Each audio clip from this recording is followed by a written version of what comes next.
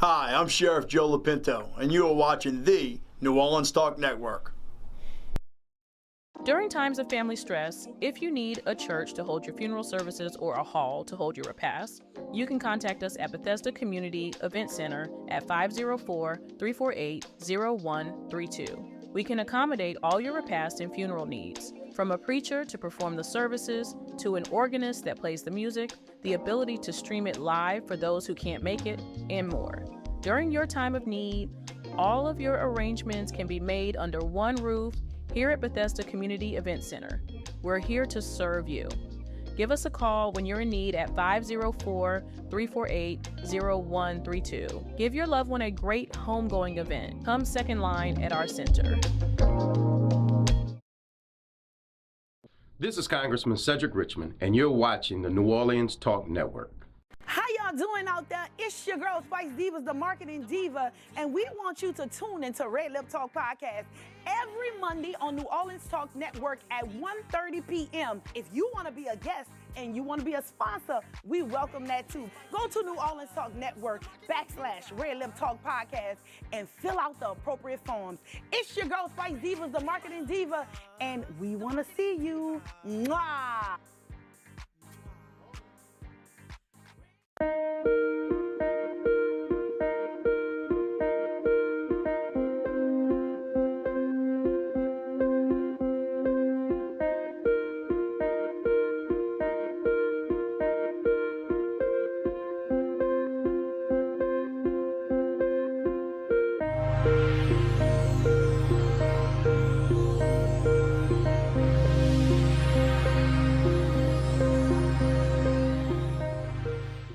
Bethesda House of Prayer. Bethesda is a church for non-traditional worshipers, a church designed for those who love God's Word. Would you like to attend a church where believers and non-believers can choose to worship together? A church where cultural differences does not get in the way of God's message. We invite you to be our special guest. Our services begin 9 a.m. on Sunday, located at 7601 West Bank Expressway, Suite B, Marrero, Louisiana. For more information, contact us at 504-348-0132.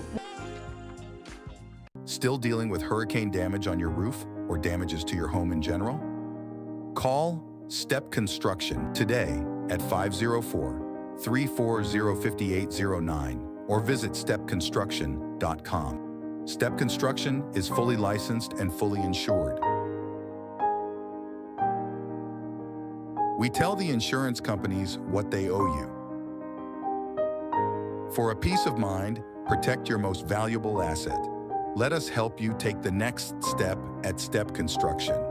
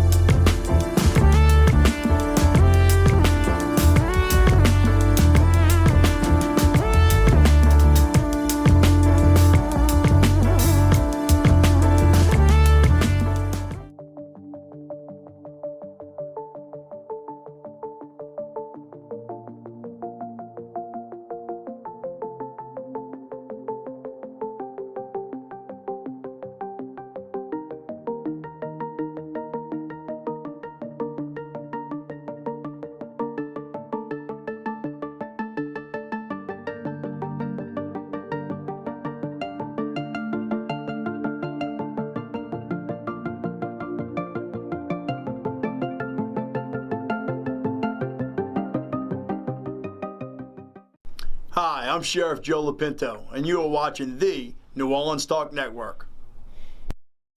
During times of family stress, if you need a church to hold your funeral services or a hall to hold your repast, you can contact us at Bethesda Community Event Center at 504-348-0132. We can accommodate all your repast and funeral needs, From a preacher to perform the services, to an organist that plays the music, the ability to stream it live for those who can't make it, and more. During your time of need, all of your arrangements can be made under one roof here at Bethesda Community Event Center.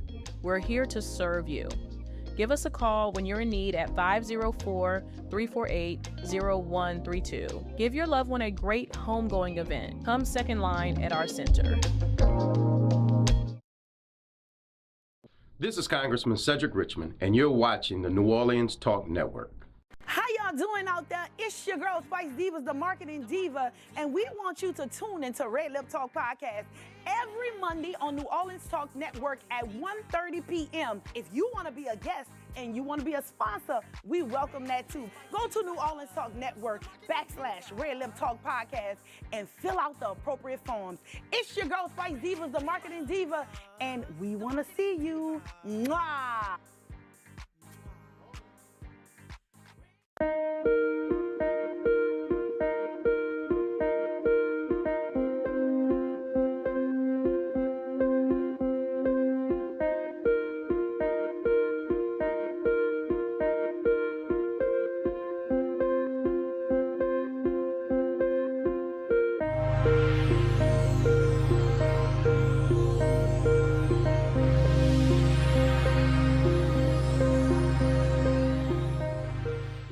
Bethesda House of Prayer. Bethesda is a church for non-traditional worshipers, a church designed for those who love God's Word. Would you like to attend a church where believers and non-believers can choose to worship together? A church where cultural differences does not get in the way of God's message. We invite you to be our special guest. Our services begin 9 a.m. on Sunday, located at 7601 West Bank Expressway, Suite B, Marrero, Louisiana. For more information, contact us at 504-348-0132. Still dealing with hurricane damage on your roof or damages to your home in general? Call Step Construction today at 504-340-5809 or visit stepconstruction.com. Step Construction is fully licensed and fully insured. We tell the insurance companies what they owe you. For a peace of mind, protect your most valuable asset. Let us help you take the next step at Step Construction.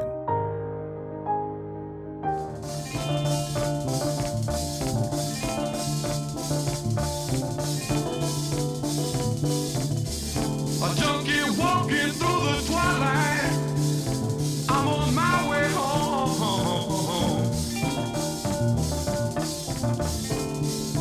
I left 3 days ago, but no one seems to know how I'm gone. Studios. I'm your host, Pastor Don Laura Jones.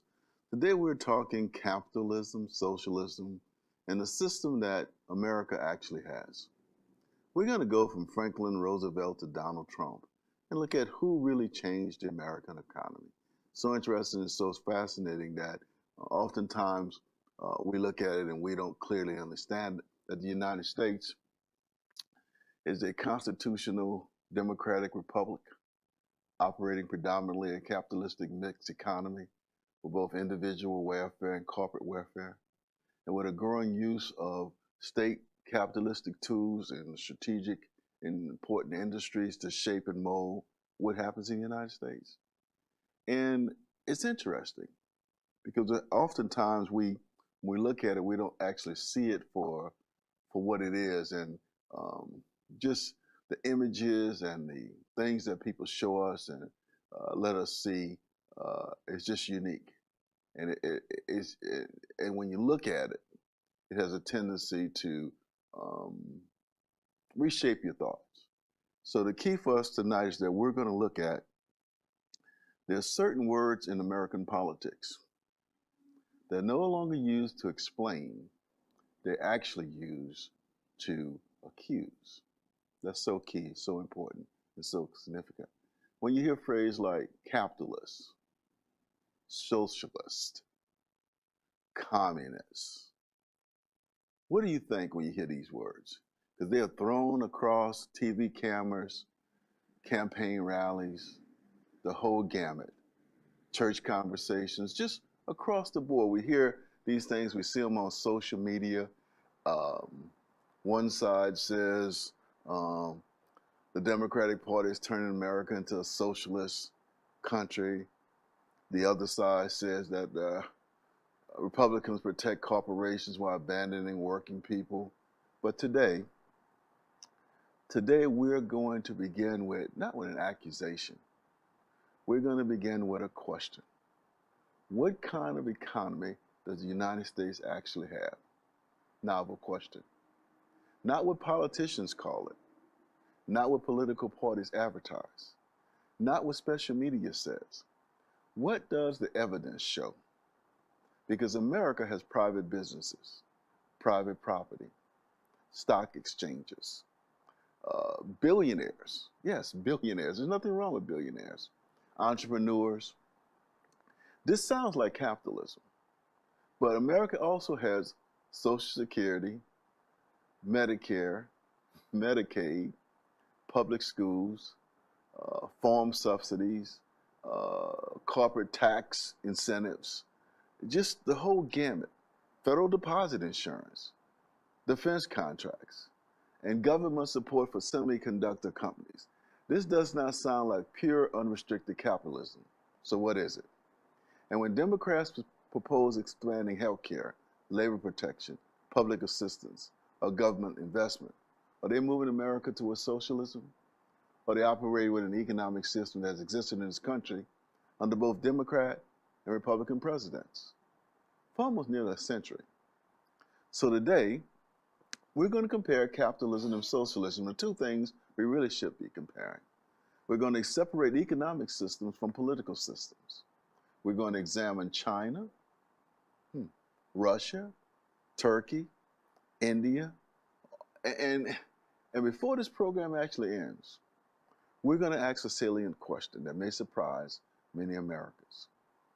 Are the countries we casually call capitalistic, socialistic, communist actually operating mixed economies under very different forms of government?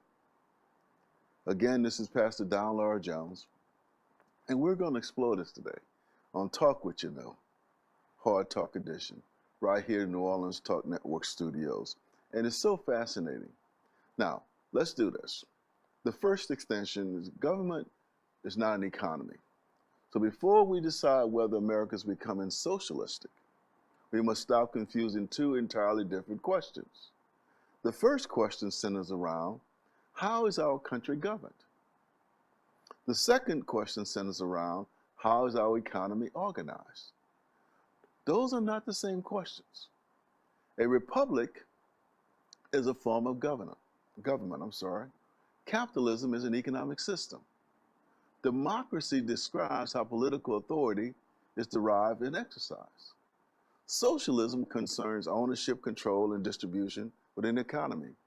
Communism is a market system and is a theory of economic and social organization. A country can be politically democratic and economically mixed. A country could be politically authoritarian while permitting private business and billionaires. Yes, billionaires. A country can be governed by a communist party while operating stock exchanges and encouraging private investment. That is where the American conversation often goes wrong. We take political labels and we assume it explains the entire economy.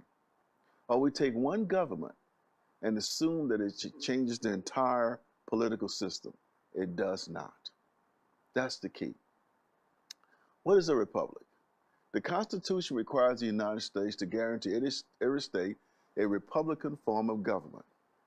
James Madison described a republic as a government deriving its powers directly or indirectly from the people, and administering and being administered by officials for limited terms or good behavior. In the United States, citizens elect representatives. Government power is divided among the branches. Authority is divided between the federal and state government.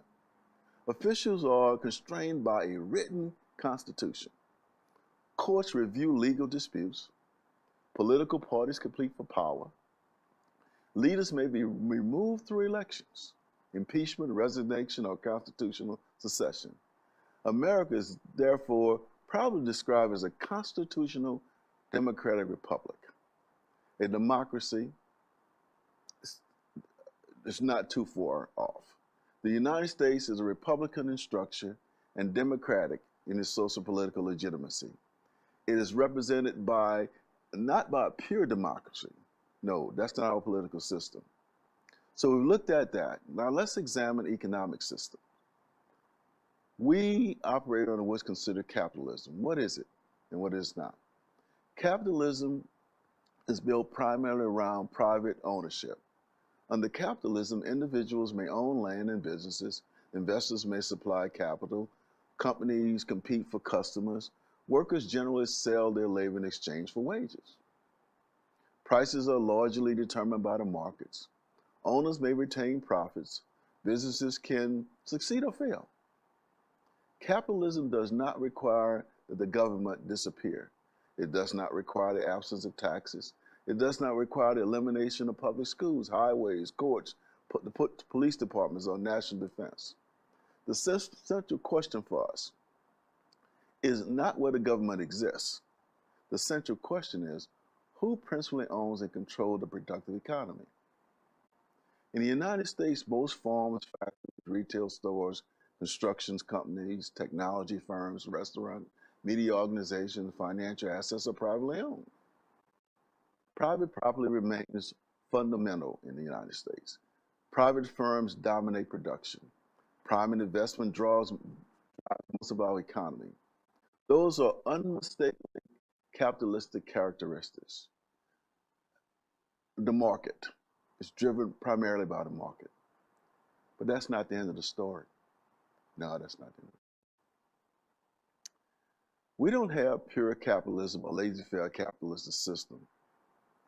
We have a system with limited government interjection. Government might protect contracts, defend property, maintain courts, provide national security, but it would generally avoid regulating wages, guaranteeing bank deposits. I want you to hear this: subsidizing industries, operating retirement programs, providing health insurance, supporting farmers, directing private investment, rescuing failing markets, or distributing income. This is not the United States as we think of it. It's the United States that has evolved over generations. America is capitalistic, but America is not purely laissez-faire. No, no, no, no. Now let's pause there. I said those things for a particular reason. Oftentimes when we look at what the government does, we classify it according to our juxtaposition. The United States currently provides federal deposit insurance. The United States provide, and we're going to see it in more detail, interstate highway system. The United States provides subsidy for farmers. The United States provides tax incentives for corporations to locate in certain municipalities. It's called a tax code. You want to talk about the distribution of wealth? It's called a tax code. The tax code is the greatest distribution of wealth in the history of the world. Our tax system distributes wealth. It determines who's going to be wealthy and who's not going to be wealthy. So when we look at all of these isms that people try to cast on us, capitalism is an economic system that primarily used the tax distribution system to provide incentive for businesses to do business and distribute some goods to public benefit. Now that I've explained capitalism, and let me just tell you, I was kind of like uncertain on what I prepared 2 shows. Now it takes a whole lot of time. Someone called me and said, man, you got to listen to the president's speech. I said, man, I don't listen to the president's speech. Now then I listened to it anyway against my better will. And did a whole show around it. And then I said, you know what? I'm sick and tired of these people throwing things up against the wall and everybody just run to it. Deflection, focus all your energies and efforts on it and going down that rabbit hole. So I said, you know what? What could really impact people? And I said, thank God I understood in college, the college professors explained to me the difference between socialism and capitalism and how it impacts, between democracy and communism. But we oftentimes intermix those terms and we throw them around as convenience. So we have taken a minute and give you an idea what capitalism does. And those are the two systems that we're really talking about. Capitalism and socialism. Well, Pastor, where are you going with that? There's a big movement now saying that, oh, the Democratic Party is becoming totally socialist. Okay. What about the elections in 2025, when you elected 2 female governors for the first time in the history of the United States that were moderate Democrats? What about the election in 2025 when you elected 2 senators, female senators for the first time in the United States that were moderate Democrats? Everybody's focused on Mugabe, I think the guy's name, out of New York. He's a mayor. You gonna tell me a mayor is going to define a party? You're going to forget about the 2 governors, historic governors, 2 historic senators? Those governors are 2 of 50 that determines what impact millions of people. Millions, millions. Those senators are 2 of the most powerful people in the country. The governor of New York represents the Mugabe, thank you. Mugabe, he correct me, thank you. I don't even know him. See, I just tell you, I don't even know his name. Mugabe, thank you, Mike. My producer corrected me on it. I really appreciate that. I don't want anybody to pick this up and say I'm making fun of the guy's name because I don't even know who he is. But I wake up and everybody's talking about Mugabe in New York. What about upstate New York that nominated moderate Democrats to those positions? Why did I stop there? Because I want you to see, you know, it's something I agree with President Trump on, and I've always agreed with him on this.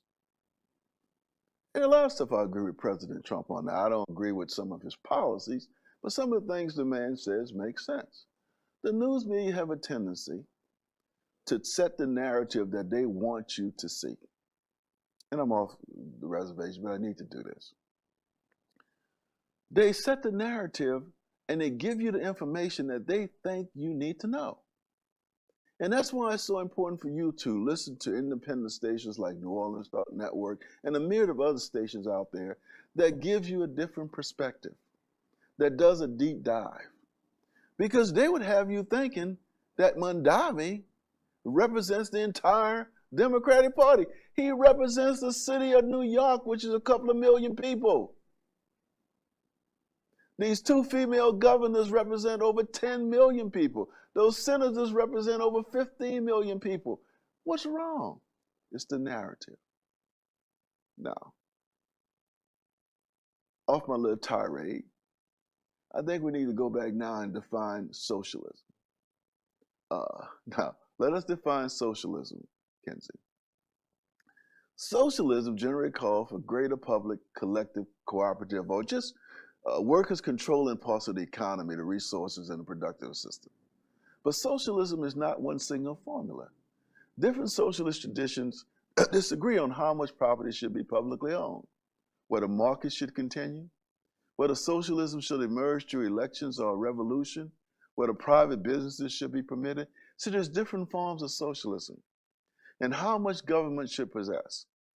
And at the end of the full scale, who gets what? So you can have democratic socialism, which seeks greater social ownership or worker control through democratic institutions. And then there's social democracy, usually preserve capitalism, but allow private business markets and private property, but combine them with stronger labor protections, broader social insurance, broader healthcare programs, broader tax regulation, and redistribution. Those distinctions matter. A government doesn't become socialist merely because it creates a pension fund. Social Security. A country doesn't become communist because it promotes public health. Medicaid, Medicare. A politician doesn't abolish capitalism by supporting higher wages. The real test is ownership and control. Does the government own most productive assets? Has private investments been broadly eliminated? Are major industries nationalized? Are prices centrally controlled? Can private firms compete and retain profits?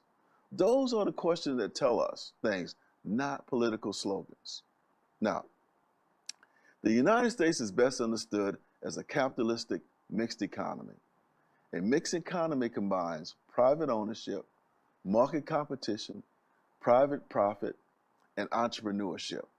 Yes, entrepreneurship, which is a great thing, with limited government regulation and taxation. That's the key. Social programs exist under public infrastructure, under subsidies, under public procurements, monetary policy, and intervention during crisis. Now let's stop there. For everybody who's hollering, communism, communism, communism, that's a term. There's no pure, true Marxist communist economy in the world. Not one. Not a one. And the last thing that was close to it was the old Soviet Union that President Reagan said, bring down that wall. That led to the eventual collapse of the Soviet Union, which is the closest thing to a Marxist economy in the entire world. Think about it. The slogans that get you to go down the rabbit hole. And it's so important for you, and it's so important for me to understand it. There's capitalism, there's socialism. You're going to be surprised, but maybe you won't be. I was surprised as I did the research, that most of the economies in the world have what you call a mixed economy. That's key and so important. Now, I want you to see something. Before 1952, the United States had no national interstate system. Thanks to a young soldier in 1919, I think it was, Dwight Eisenhower, on a caravan trying to bring government equipment from one spot in California to another spot in the United States, saw the terrible system we had.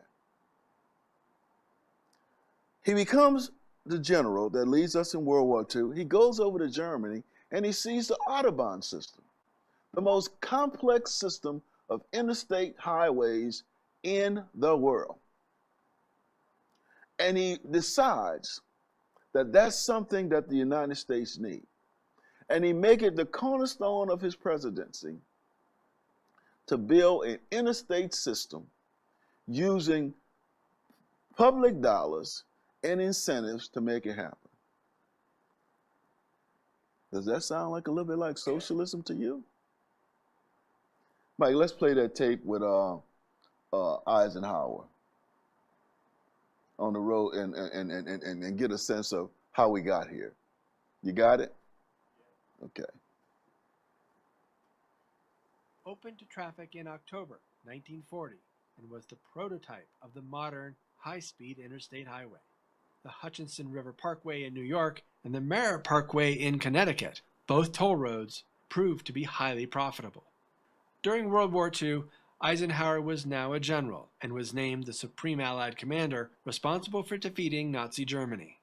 Eisenhower marveled at the vast Autobahn highway system built by the Germans before the war, writing, "During World War II, I had seen the superlative system of German Autobahn, the national highways crossing that country. These highways helped the Allied troops effectively resupply their forces as they chased the retreating German army. As the war started to turn in the Allies' favor, thoughts once again turned to a federal highway system. The Federal Aid Highway Act of 1944 once again authorized 40,000 miles of interstate highways to connect major metropolitan areas, but again failed to provide a way to pay for it. It wasn't until the Federal Aid Highway Act of 1952, 8 years later, that funds were officially appropriated. But it was a token amount, $25 million, with a 50-50 match by the states. When Eisenhower was inaugurated as president in 1953, the U.S. was now embroiled in the Korean War. So it wasn't until 1954 that Eisenhower started to push for a federal interstate highway system. Eisenhower wrote in his memoir, At Ease, "The old convoy had started me thinking about good two-lane highways, but Germany had made me see the wisdom of broader ribbons across the land." Congress passed the next Federal Aid Highway Act in 1954, which authorized $175 million for interstate highways on a 60-40 federal-state basis. When he signed it, Eisenhower called it merely one effective forward step, with even more being needed. Eisenhower tapped his Army logistics partner from World War II, retired General Lucius Clay, to lead the President's Advisory Committee on the National Highway System.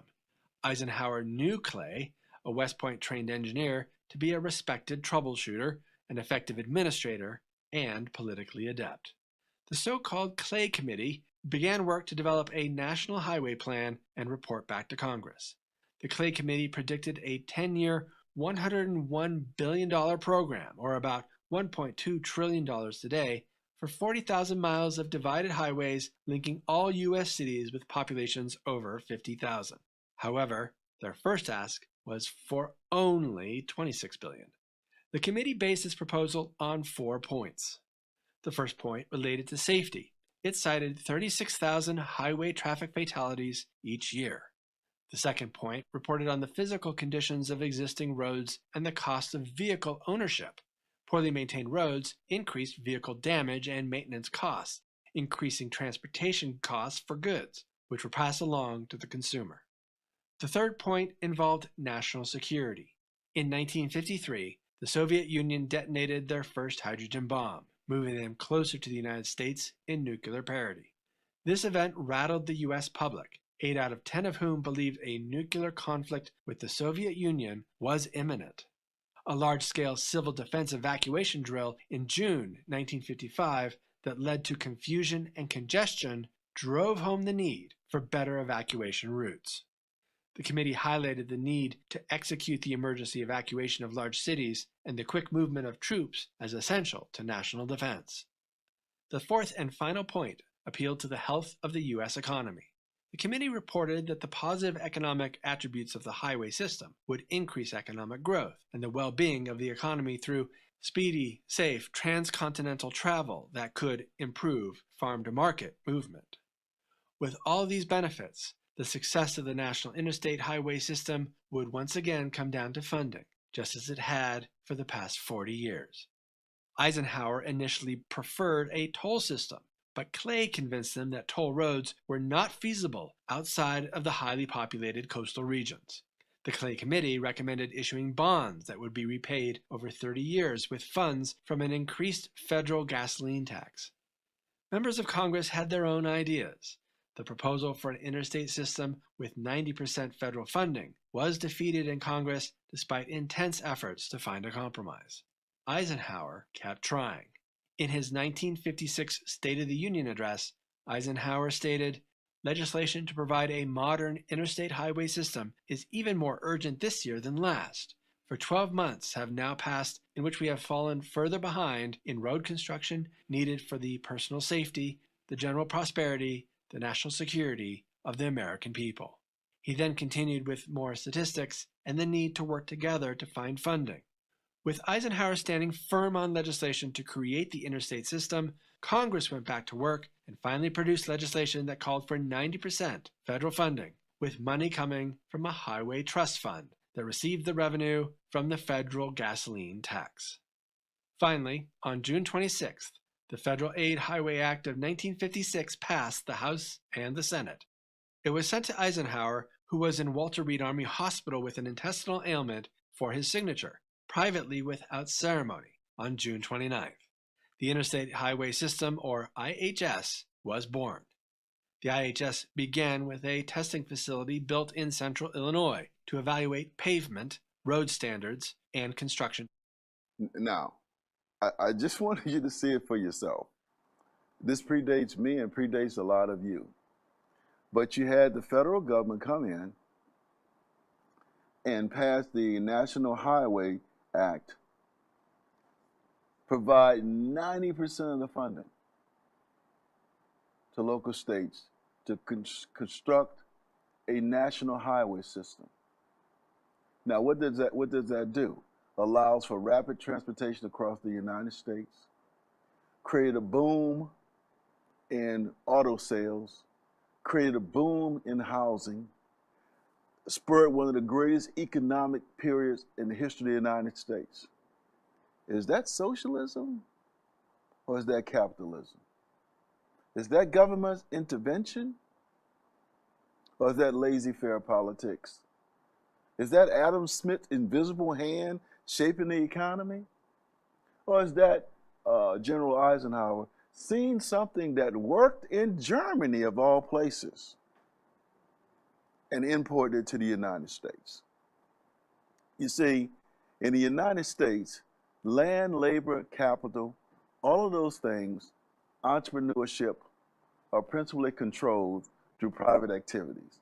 All those strategic infrastructure utilities, money and banking, defense production, and public services involve substantial government participation, like you have seen. And so what we've been trying to distinguish tonight is that America has a mixed economy, a democratic government, an America that operates a mixed economy.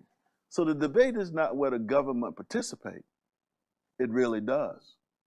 The debate is how much participation is important and who should receive the benefits. That's the bottom line.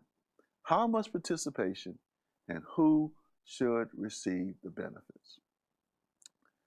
Franklin Roosevelt, Socialism or Capitalism, big debate, Great Depression. When Roosevelt entered office in 1933, America's capitalistic system was in a crisis. Banks were failing. Savings were disappearing. Businesses were closing. Unemployment had reached catastrophic levels, some as high as 50%. 9,000 banks suspended operations. Roosevelt declared a national bank holiday, addressed the public through a fireside chat, and signed the Banking Act of 1933.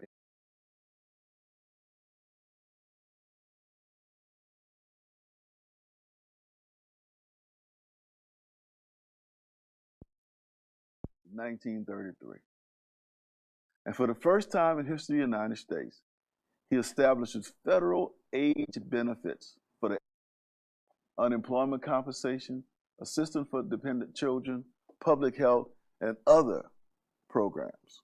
Now, critics called Roosevelt a socialist. Some business leaders accuse him of attacking free enterprise. But Roosevelt did not abolish private corporations. He did not nationalize all farms. He did not eliminate Wall Street. He did not replace mixed markets with a natural centralized production plan. The New Deal regulated capitalism, ensured portion of capitalism, created a safety net beyond capitalism, and used public power to preserve social and financial stability. Now, critics analyze it and they think this and think that, but he helped save the United States economy from collapse. When government intervenes to prevent a capitalist economy from collapsing, is that socialism? Or is socialism using public infrastructure to survive? That's the key. You see, remember, they called Roosevelt a socialist. Some people even called him communists. Now, we're going to pause there and we're going to take a short commercial break. But Roosevelt used so-called socialistic programs to save the capitalistic system. And from that point on, and it predates that, but it became institutionalized because Jefferson did things, Jackson did things, they nationalized the banks. All of these things that we use as wedge issues that people use to accuse one another that causes all the confusion, we function in a mixed economy. Some socialism, some capitalism. And Roosevelt showed us how it works. Because in the absence of Roosevelt using some of the socialistic programs, we probably wouldn't be operating on the capitalist system.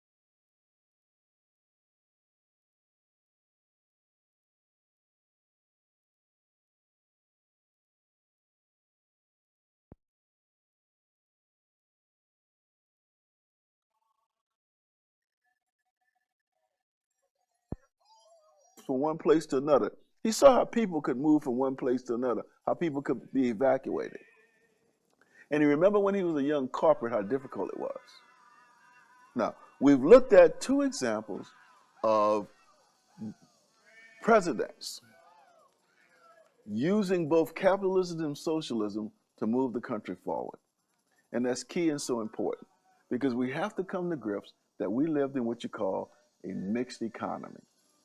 A democratic republic that operates a capitalistic, socialistic system. That's the key. We're going to take this short break and be right back on Talk What You Know, Hard Talk Edition, as we're discussing capitalism, socialism, and the American system and what it really is and what it's not.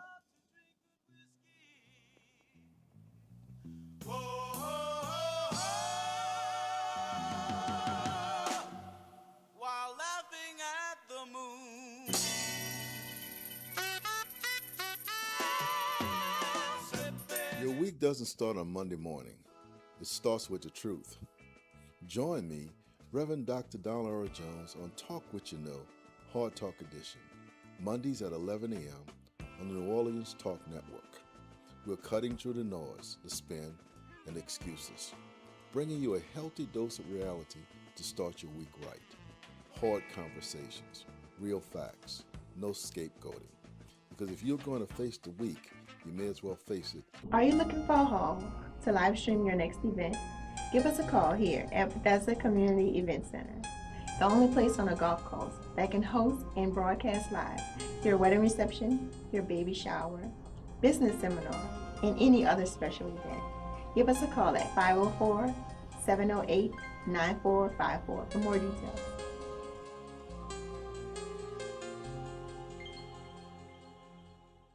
Still dealing with hurricane damage on your roof or damages to your home in general?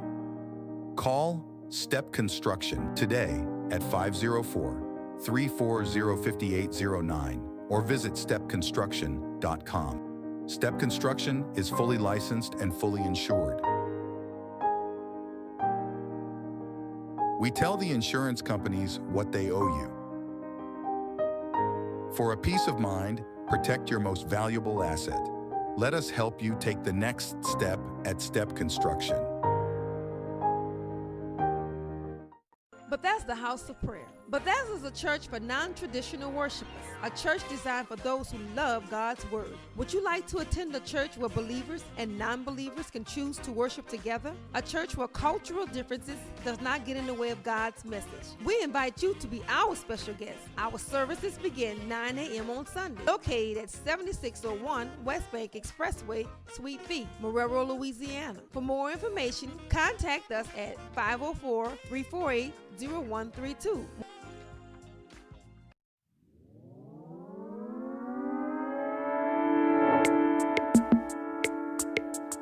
The New Orleans Talk Network, now on your mobile device, on your computer, in your ear, and interactive. It's new, it's innovative, and it's on your mobile device. Android, iPhone, iPad, and on your computer. Take us wherever you go. Because we're interactive. 504-341-TALK. That's 504-341-8255.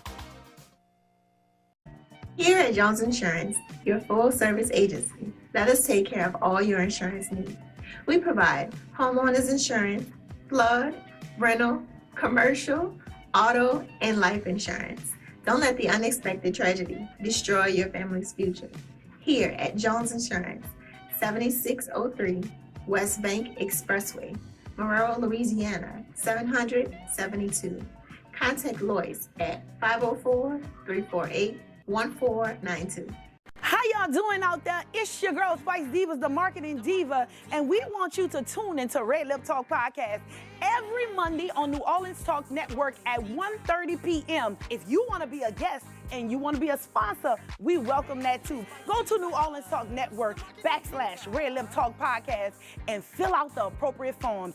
It's your girl, Spice Divas, the marketing diva, and we want to see you. Mwah!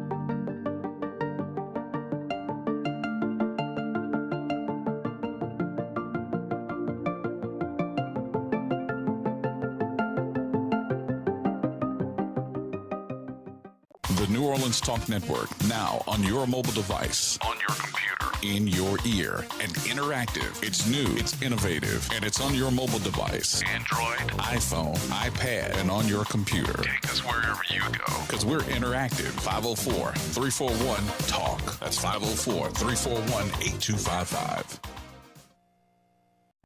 Here at Jones Insurance, your full-service agency, let us take care of all your insurance needs. We provide homeowners insurance, flood, rental, commercial, auto, and life insurance. Don't let the unexpected tragedy destroy your family's future. Here at Jones Insurance, 7603 West Bank Expressway, Monroe, Louisiana, 772. Contact Lois at 504-348-1492. How y'all doing out there? It's your girl, Spice Divas, the marketing diva, and we want you to tune into Red Lip Talk Podcast every Monday on New Orleans Talk Network at 1:30 p.m. If you want to be a guest and you want to be a sponsor, we welcome that too. Go to New Orleans Talk Network /Red Lip Talk Podcast and fill out the appropriate forms. It's your girl, Spice Divas, the marketing diva, and we want to see you. Mwah!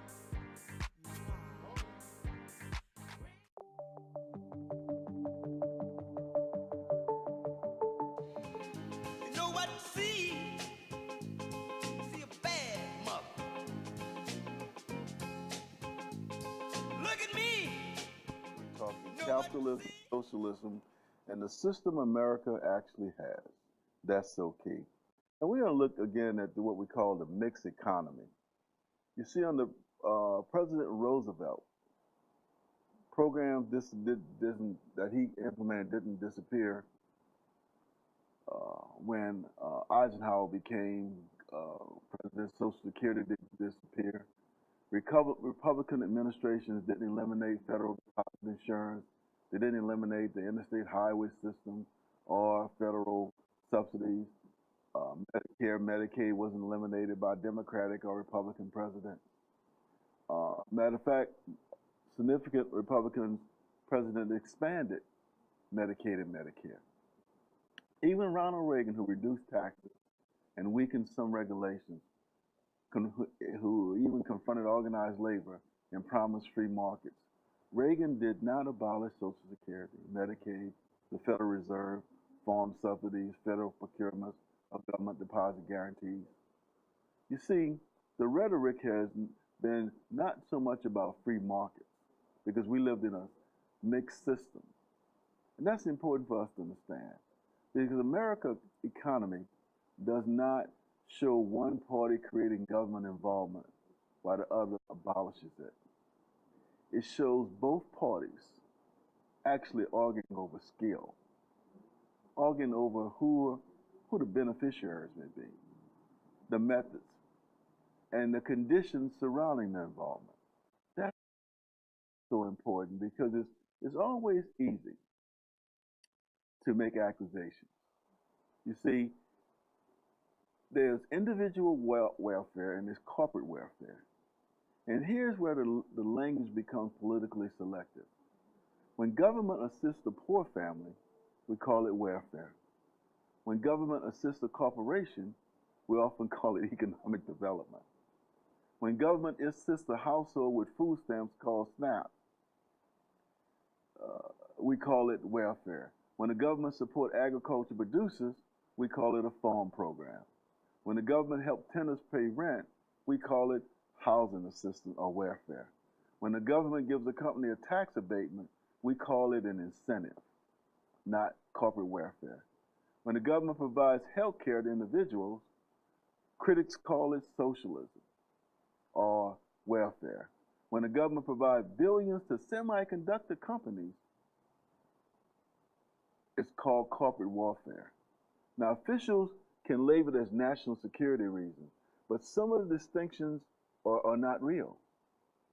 Different programs have different purposes, but the language often conceals a common mechanism. Government is transferring resources, reducing risk, guaranteeing financing, purchasing services, or altering markets. Yes, Medicare, Medicaid is social welfare.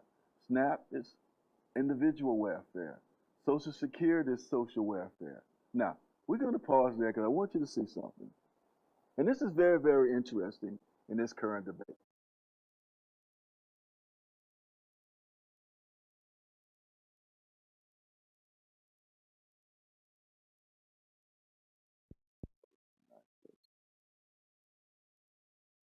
Something happens, and we don't call it corporate welfare, as I said earlier. We call it government intervention. The same thing Roosevelt did, the same thing Eisenhower did. And I want you to see it, and I want you to see how it's described. And I want you to get the essence of it, because when you get the essence of it, you understand that we function in a mixed economy.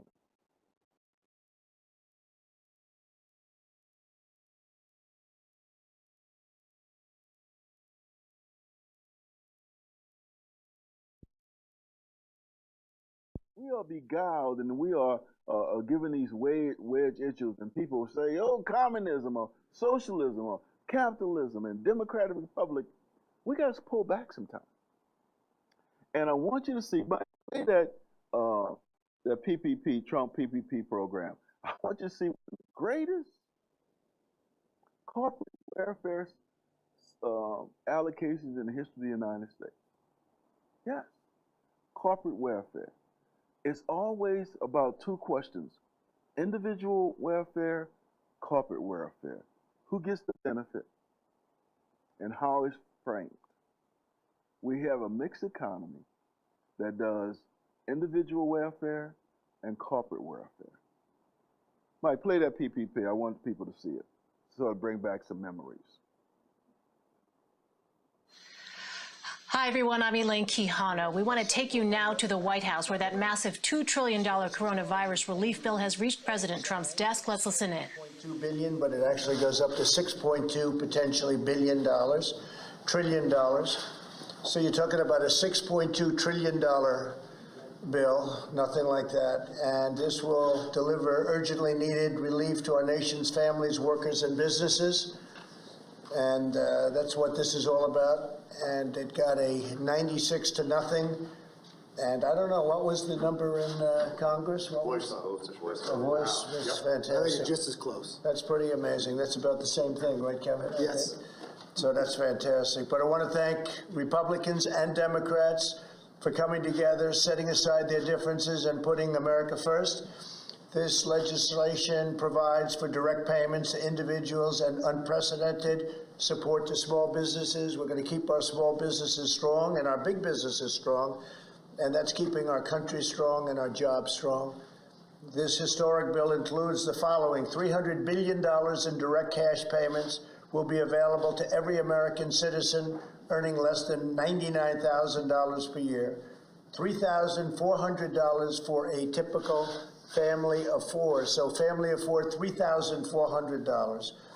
And then $350 billion in job retention loans for small businesses, with loan forgiveness available for businesses that continue paying their workers. The workers get paid.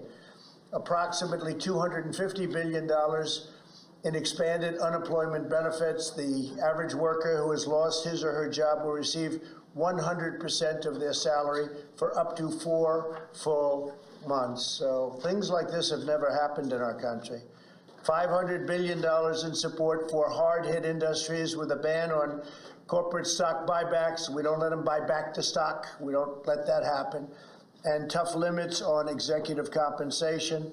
Over $100 billion to support our heroic doctors, nurses, and hospitals, and you see what's happening.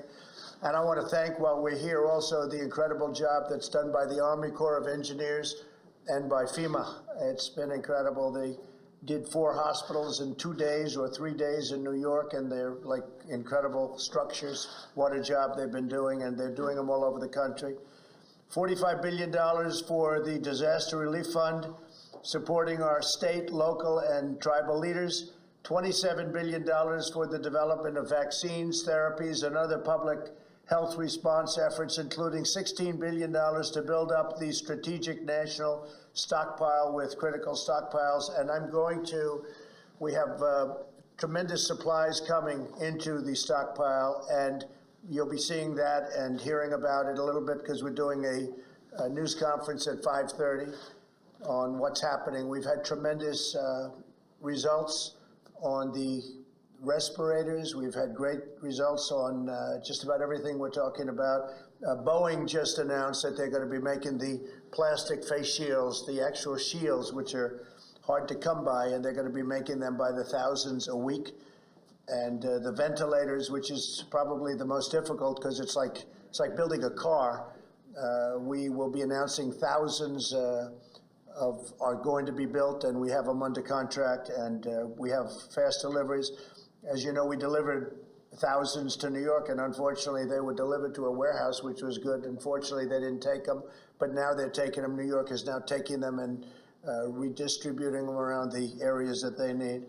So you have also $3.5 billion to states to expand child care benefits for healthcare workers, first responders, and others on the front lines of this crisis, and $1 billion for securing supplies under the Defense Protection Act. And as you know, I've enacted the act. We've used it 3 or 4 times. I pulled it back 3 times because the companies came through in the end. They didn't need the act. It's been great leverage. I have instituted it against General Electric. We thought we had a deal for 40,000 ventilators, and all of a sudden the 40,000 came down to 6,000. And then they talked about a higher price than we were discussing, so I didn't like it. So we did activate it with respect to General Motors, and hopefully maybe we won't even need the full activation. We'll find out. But we need the ventilators. I said hello today. I called him a wonderful guy, Boris Johnson. As you know, he tested positive. And before he even said hello, he said, "We need ventilators." I said, wow, that's a big statement. And hopefully he's going to be in good shape. I just spoke to Angela Merkel, and she's quarantined also. She is right now for a period of 2 weeks being forced to stay in her house. So this is just an incredible situation. Last night I spoke to President Xi. We talked about the experience that they had in China and all of the things that have taken place, and we learn a lot. They've had a very tough experience, and they're doing well, and he's doing well. President Xi is doing very well, but we learned a lot, and we have great communication together. We're going to be sent great data from China, things that happened that they see that they've had an early experience, and we're getting all of that information. Now, this is my question for you. Are you and I boo-boo the fool? I just thought I heard a president of the United States introduce the greatest series of social programs since the Great Depression. That's what I thought I was listening when I was listening to this last night. And I'm not saying anything wrong with that. What I'm telling you is that we can't get caught in these wedge issues. What is capitalism? What is socialism? When we function in a mixed economy. Now the question is, Why is support for individuals often treated as socialism, while support for corporations is treated as evidence of capitalism? A subsidy doesn't stop being government intervention because the recipient wears a business suit. Assistance does not automatically become socialism because the recipient is poor. These are serious questions. What public purpose is being served? Who received the benefit? Who bears the risk? What conditions are attached? Is the program temporary or permanent? Does it strengthen competition or reward political share in the financial upside? Those are questions we should be asking instead of identifying with labels. That's key and so important. Anybody can wear a label. Now, what President Trump did, some people would argue it was socialism. You know, some people will say it's intervention. Some people will say it's free enterprise. The Republican Party is always talking about deregulation, tax reduction, and opposed to so-called socialism. But what I just showed you was one of the greatest transfers of wealth in the history of the United States. Now, during the COVID-19 crisis, it was probably needed. The Paycheck Protection Program, where, they forgave all those loans for businesses. Yes, they forgave them all. Was that communism? Redistribution of wealth to business? Then the question is, when there's massive intervention on the private markets, it shifts risk from businesses to taxpayers in order to prevent economic collapse. Likewise, tariffs do not represent pure free market competition. A free market generally permits goods to enter based on price and competition. Tariffs deliberately alter these markets' prices to favor national producers. And in 2005 and 2026, the Trump administration used Section 232 of the tariff law to implement all of these tariffs on aluminum, copper, automobiles, lumber, semiconductors, critical material, and other strategic sectors. The administration explicitly described these policies as efforts to incentivize production and resources in the national chain. This is not socialism. It's traditional. Private companies remain privately owned. They still seek profits. But the government is using tariffs, exemptions, negotiation agreements, regulation, and market access to steer private economic behavior towards national objectives. Is that socialism or is that capitalism? These are examples that we need to understand.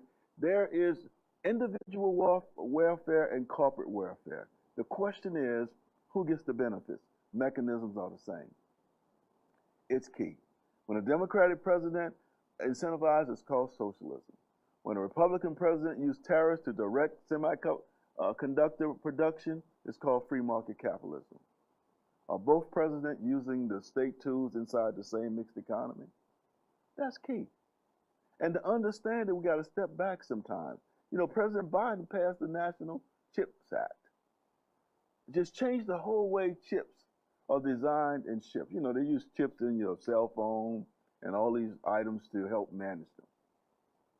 The Department of Commerce intervened with $7.8 billion in direct incentives to connect large planned domestic investments. Yes, securing some companies like Rockwell, Global Foundries, Samsung. I got a Samsung phone right here. It's called corporate welfare. Supporters call it industrial policy.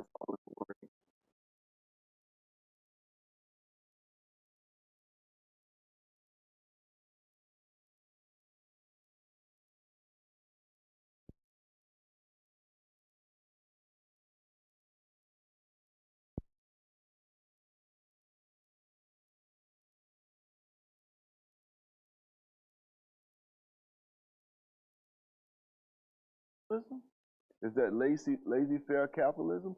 Where's Adam Smith's invisible hand that we talked about earlier? The visible hand inside of capitalism, shaping and molding things to make it what it needs to be. I see government intervention. I don't see an invisible hand. So now we arrive at the central political question.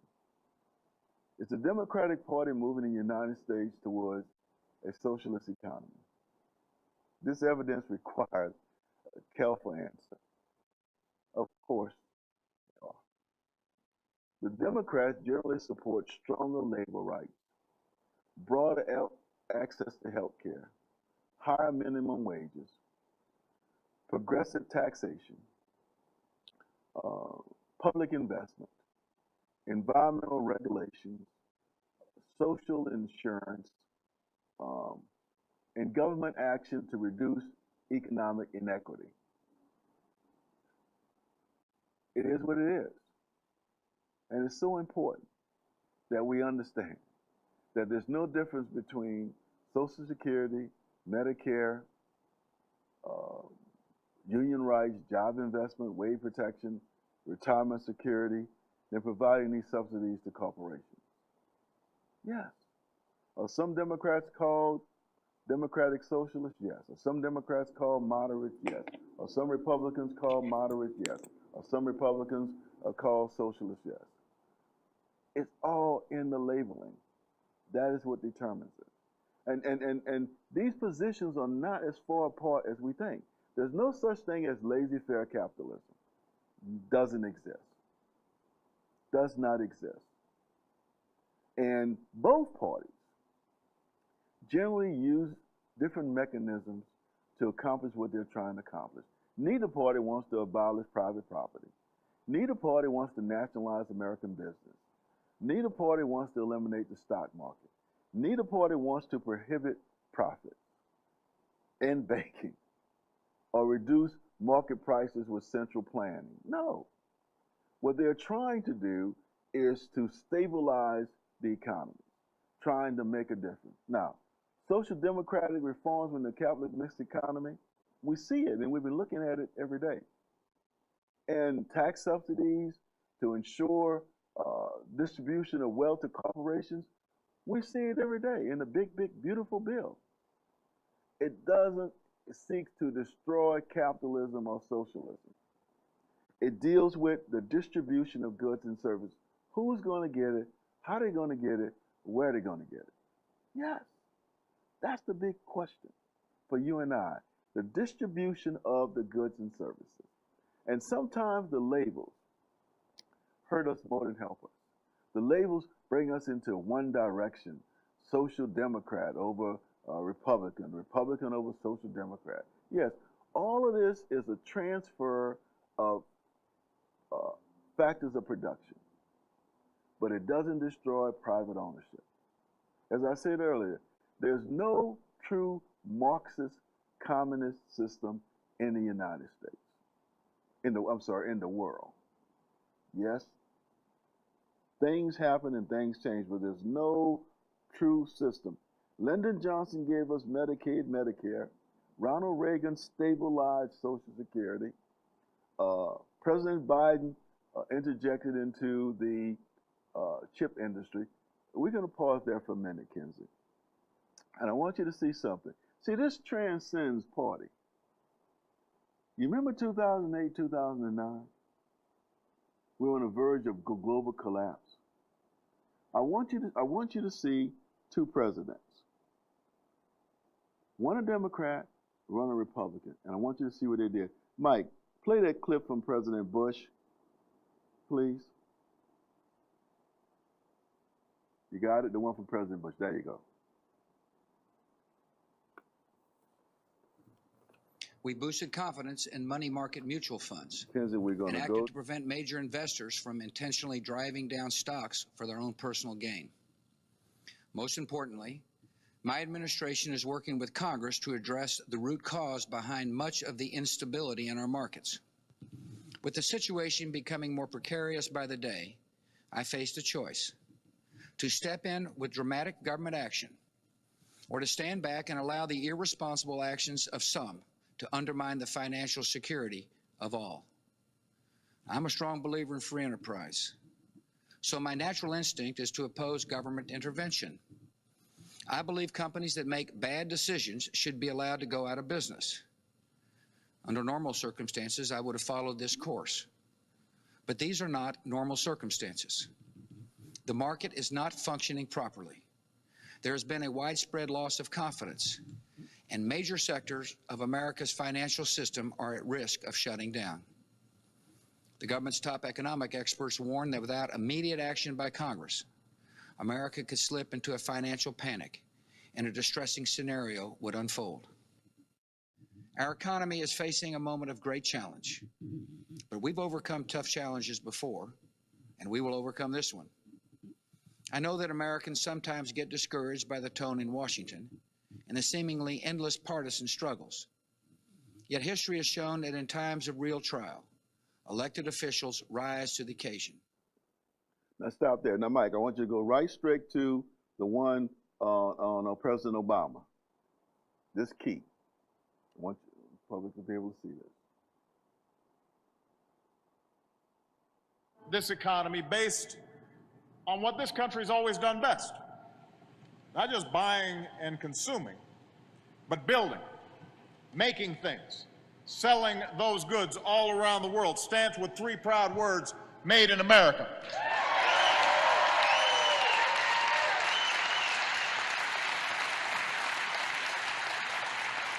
And that's why one of the first decisions that I made as president was to save the U.S. auto industry from collapse. You know,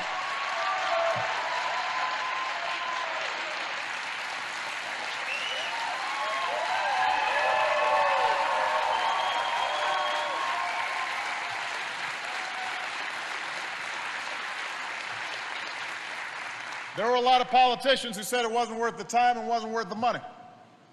In fact, there are some politicians who still say that.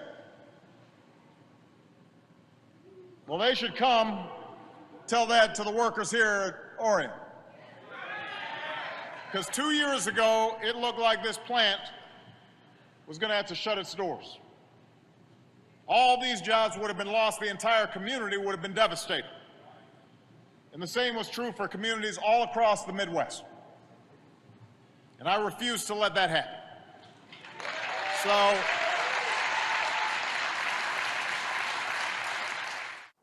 now, you've seen it. A Republican president, President George Bush, and a Democratic president, President Barack Obama. Neither president governed a totally capitalist economy, and each president interjected into the economy. So we have a mixed economy in the United States. We have a democratic republic and a mixed economy that had some aspects of capitalism, majority capitalism, and significant amounts of socialism. And there's nothing wrong with that. And let me tell you why that's important. Because oftentimes we'll look at places like China. So let's leave the United States for a minute. China is officially governed by the Chinese Communist Party. Now that's interesting. It's a totally one-party system. No opposition party. Not like we see here in the United States. Courts don't operate independently. Strategic industry remains subject to extensive government and party direction. Now this is their political system. China I'm talking about here. But economically, modern China is not the classless, stateless, communist society Marx and others predicted. China permits privately owned companies.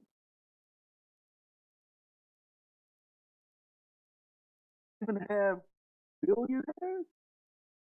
China even allows foreign capital to come in. China even has a stock exchange.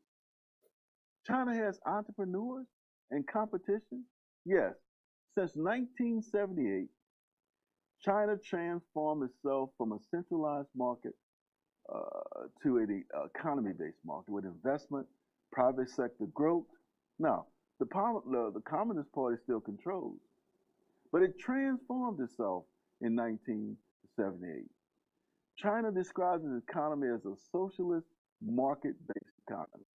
Yes. The World Bank decided classified it as state capitalism. So China has a mixed economy. The state is Communist Party, remains control over everything, but it operates a mixed economy, just like the United States. A mixed economy. One party rule, no free press, no free courts, but a mixed economy that even allows foreign investment. Think about it. And so when people run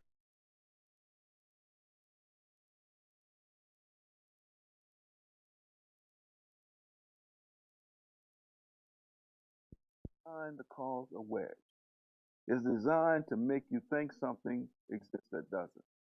And it's so fascinating because did you know they had billionaires in China? Yes. Before there was Amazon, there was Alibaba. Yes. Billionaires in China. China operates under a mixed economy just like the United States. Now, it has a pure Marxist government, but it has a hybrid system.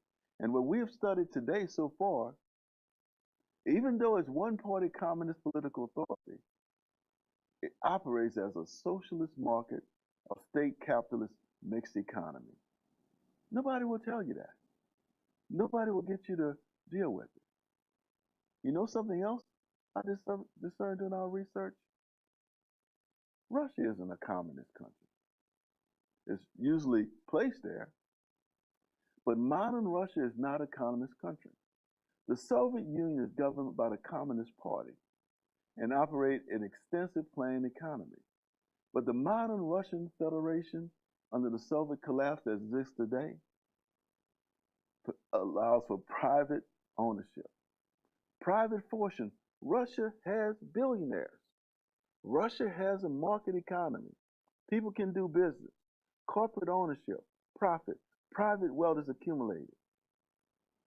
Now, at the same time, Russia retains it's called a republic, but you can't vote but for one person. It's called a republic, but you don't have a free press. You see, under the new Russian system, they operate under a mixed socialist capitalist economy. The world has changed before us, and we're still allowing ourselves to be dictated by wage. There's no true Marxist communism system in the world. And that's key, and it's so important for us to understand it, because people will have you believe that there are no billionaires in Russia. There's no markets in Russia. There's no stock market. There's no free enterprise. No. Russia has billionaires. It has state-owned industries. It has an authoritarian government, but it has more private-owned industry. Pastor, why are you going there? Because people will often throw those things up to us as wedge issues to get us unfocused, to play the boo-boo food thing on us.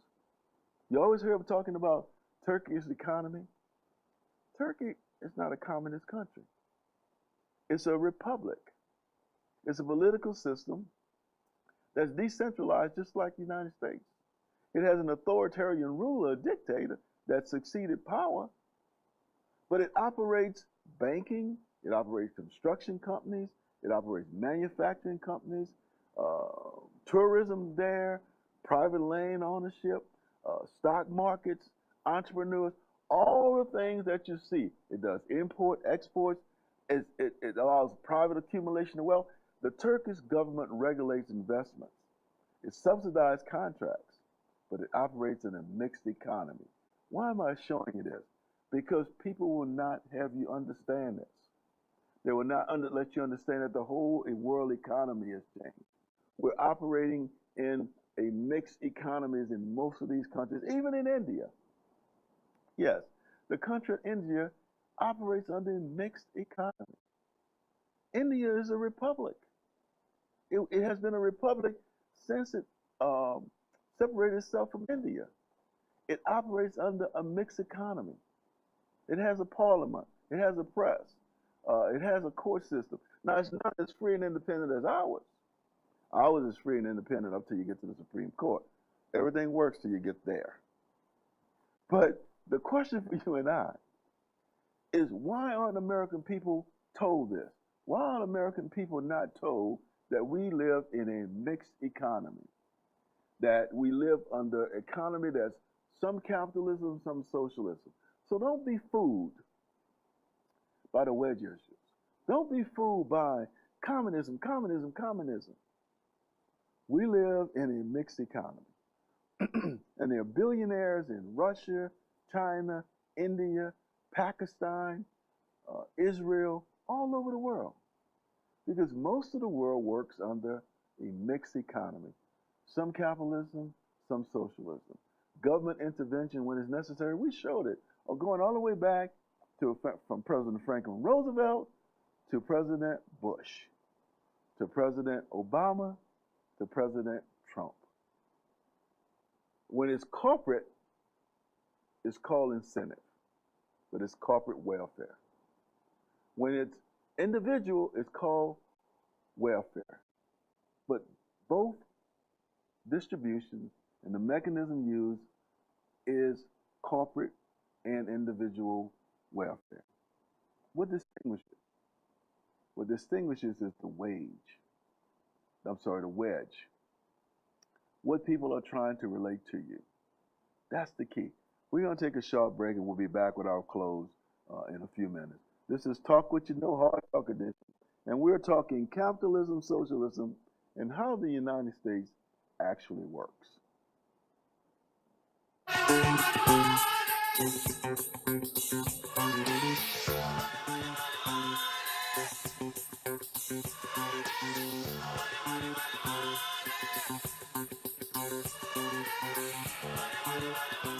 Listen up.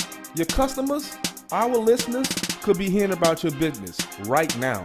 Yeah, right now. Don't miss out on the opportunity to advertise with NewOrleansTalkNetwork.com. Call our business department today at 504-475-4793 to hear about our great rates. NewOrleansTalkNetwork.com. We provide the people, you provide the business.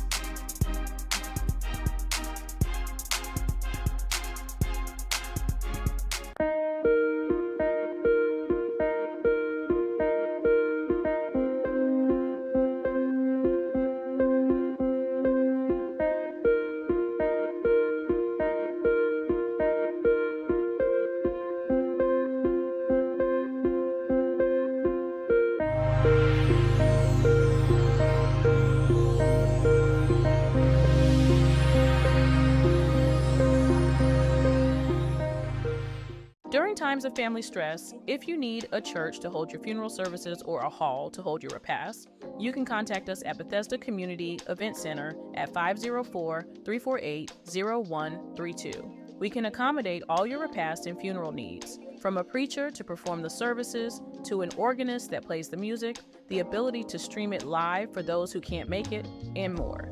During your time of need, all of your arrangements can be made under one roof here at Bethesda Community Event Center. We're here to serve you. Give us a call when you're in need at 504-348-0132. Give your loved one a great homegoing event. Come second line at our center.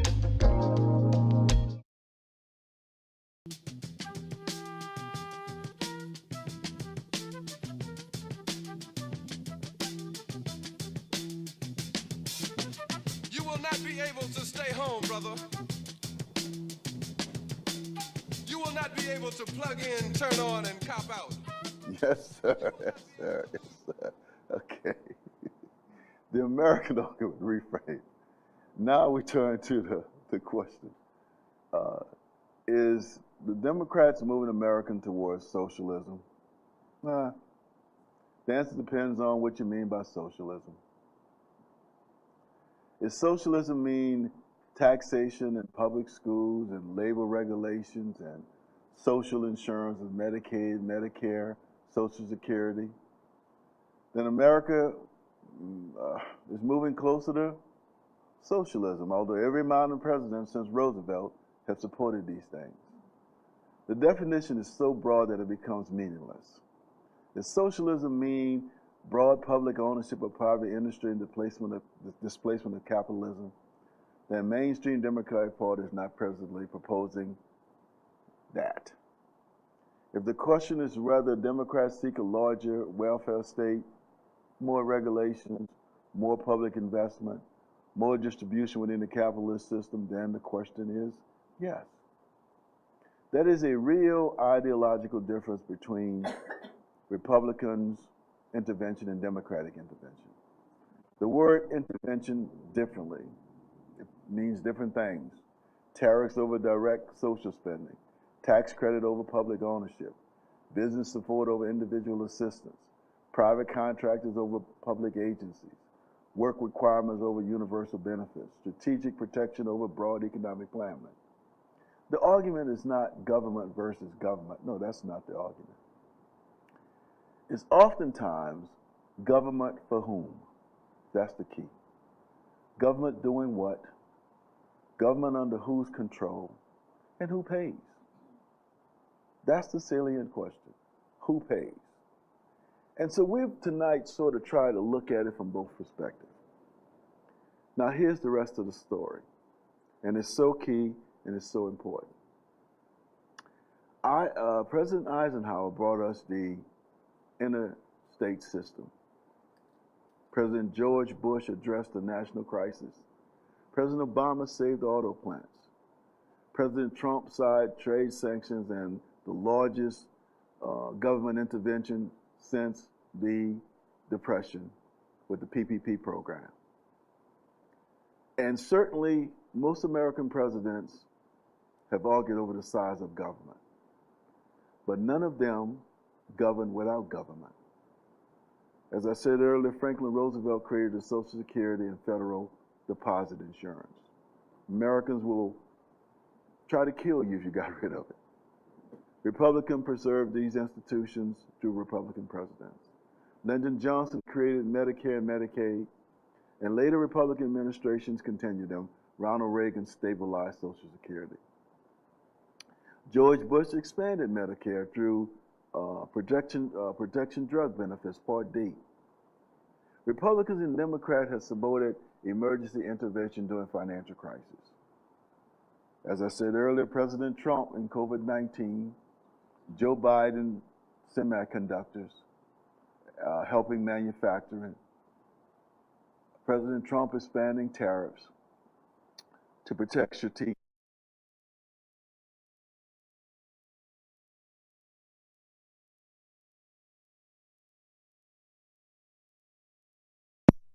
An economic structure, a mixed economy. A mixed economy. American capitalism deals with private business, private market competition, investment, and public involvement, but the core baseline is that you have what you call a mixed economy, subsidized but mixed. And if Americans understand that, these wedge statements and wedge issues do not become as important. America is a republic because political power is constitutionally derived from the people and distributed through representatives and separate institutions. China and India, they're a bit different, and they are republics. China is a communist republic. Russia is a dictator-based republic. India is a dictator-based republic. But all of them combine a mixed economy. And that's why we've looked at it tonight. Because the world isn't divided into two neat economic boxes. Capitalism on one side, socialism on the other. Nearly every major nation operates somewhere in between. Not necessarily politically, but economically. Some, perhaps, ask the question, is American capitalist or socialist? Perhaps the better question is this: how much government intervention should exist? Who should benefit from it? Should taxpayers support individuals or corporations? or both? That's the questions that you and I have to answer. What does industry political protection look like? What does corporate welfare look like?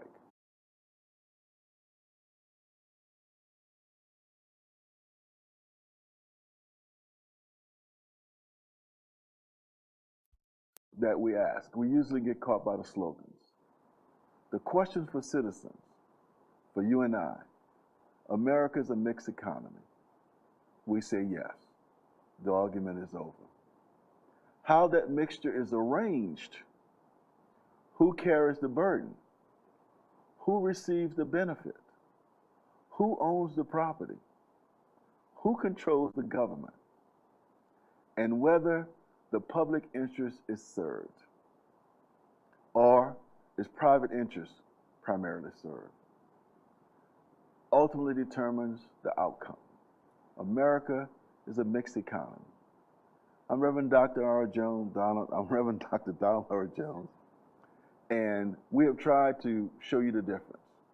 Remember, stay informed, stay vigilant, and a hopeless people is a voteless people. We look forward to being with you next time on Talk What You Know, Hard Talk Edition, right here in New Orleans Talk Network Studios.